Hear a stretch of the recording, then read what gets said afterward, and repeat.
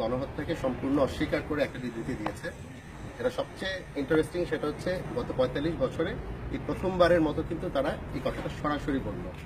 হঠাৎ করে তাদের মনে পড়লো যে ৭১-এ নাকি কোনো গণহত্যা হয়নি, কিংবা পাকিস্তানের সেনাবাহিনী কোনো গণহত্যায় সংশ্লিষ্ট ছিল না। তো এটা খুব ইন্টারেস্টিং। এটা থেকে আমরা যে ইঙ্গিতটা পাই সেটা হচ্ছে পাকিস্তান সরকার মনে বুঝতে পারছে যে যেহেতু বাংলাদেশে এখন রাজাকার আলবদরদের বিচার হচ্ছে, ওরা এটা বুঝতে পারছে যে লজিক্যাল পরের স্টেপটাই হচ্ছে পাকিস্তানের যুদ্ধ পরে কিন্তু বিচার শুরু হবে।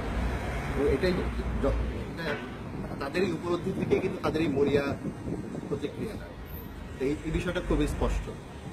এখন পাকিস্তান সরকার যেটা করলো এটা হচ্ছে, এটাকে বলে টেক্সট বুক জেনোসাইড ডিনায়াল, যে গণহত্যা অস্বীকার করা। গণহত্যা করা যেরকম খুবই গর্হিত, এবং সেটাকে যখন অস্বীকার করা হয় এবং এই ভাষায় এবং এই প্রক্রিয়ায় করা হয়, সেটাও খুব গর্হিত।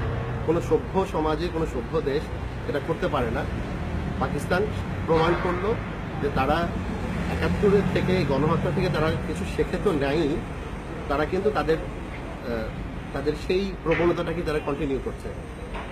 এখন ৭১-এ গণহত্যা হয়েছে কি হয়নি সেটা পাকিস্তান বললে তো হবে না, এটা ওয়েল রেকর্ডেড। এটার কারণ ওভারওয়েলমিং এভিডেন্স আছে, প্রচুর আন্তর্জাতিক সংগঠনগুলোর রিপোর্ট আছে, প্রচুর গবেষণা হয়েছে।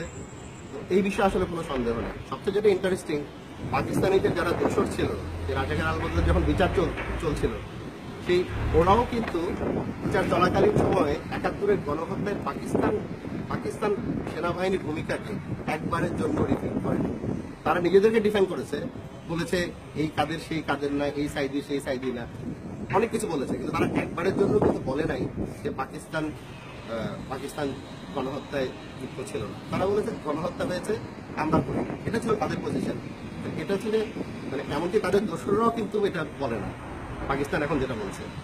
তো আমরা এখন যেটা করবো, বাংলাদেশ সরকারের কাছে আমাদের তো এই দাবিগুলো অন্যান্য সংগঠনও করছে, আমরাও করছি লন্ডনের নাগরিক সমাজের পক্ষ থেকে। এটা হচ্ছে পাকিস্তানের সাথে সব ধরনের কূটনৈতিক সম্পর্ককে পুনর্বিবেচনা করা উচিত, কারণ আমাদের কিছু ন্যায্য হিস্যার ব্যাপার আছে, সেগুলো আমাদের রাষ্ট্রীয়ভাবে ওগুলা আদায় করার জন্য চেষ্টা করা উচিত। ভিকটিমদের ক্ষতিপূরণ, ৭১ সালে তারা আমাদের স্টেট ব্যাংক লুটপাট করে যে টাকা আত্মসাৎ করেছে, বিভিন্ন ফরেন এইড আত্মসাৎ করেছিল, সেগুলা পুনরুদ্ধার, সেই ৭১-এর যে অঙ্ক, সেই অঙ্কের হিসাবে না, সেটা আজকে কত দাঁড়াতে পারে সেই হিসাবগুলো করা উচিত। আমরা বাংলাদেশ সরকারের কাছে তো আমরা দাবি জানিয়েছি, এবার আমাদের দাবি পাকিস্তান সরকারের কাছে, যেটা হচ্ছে বাংলাদেশ সরকারের সাথে অবিলম্বে বসুক, তারা তাদের দেনাগুলা যেন মিটিয়ে দেয়, নাম্বার 1। নাম্বার 2 যেটা, সেটা হচ্ছে কোনো দেশে যখন কোনো গণহত্যাকারী থাকে, এটা কিন্তু রাষ্ট্রের দায়িত্ব, রাষ্ট্রের অব্লিগেশন আন্তর্জাতিক আইনে তাদের বিচার করা। পাকিস্তান সেটা করে না। তো আমরা স্পষ্টভাবে যেটা বলতে চাই সেটা হচ্ছে পাকিস্তানকে প্রসিকিউট করতে হবে। তাদের যেই যুদ্ধাপরাধীরা ছিল, শুধু ১৯৫ জন না, ১৯৫ জনের কথা আমরা জানি, সংখ্যাটা কিন্তু আরো অনেক বেশি। মানে ১৯৫ হচ্ছে ১৬ ডিসেম্বর, যে সংখ্যাটা আমরা জানি সেটা হচ্ছে ১৬ ডিসেম্বর পরাজয়ের সময়, তারা সারেন্ডার করার সময় যে যত সেনাবাহিনী, যে ৯০,০০০ সৈন্য ছিল বাংলাদেশে, তাদের মধ্যে থেকে ১৯৫। তার আগে পরেও কিন্তু অনেকে গেছে, পাকিস্তানের যুদ্ধাপরাধ চলে গেছে। আমরা পূর্ণাঙ্গ তালিকা চাই, আমরা চাই তাদের বিচার শুরু হোক পাকিস্তানের মাটিতে। পাকিস্তানকে সেটা করতেই হবে, কারণ সেটা তার সে দায়বদ্ধ আন্তর্জাতিক আইনে। আর যদি না পারে করতে, তাহলে তাদেরকে এক্সট্রাডাইট করুন, বাংলাদেশের কাছে হ্যান্ড ওভার করুন, বাংলাদেশের বিচার করবো আমরা আন্তর্জাতিক অপরাধ ট্রাইব্যুনালে।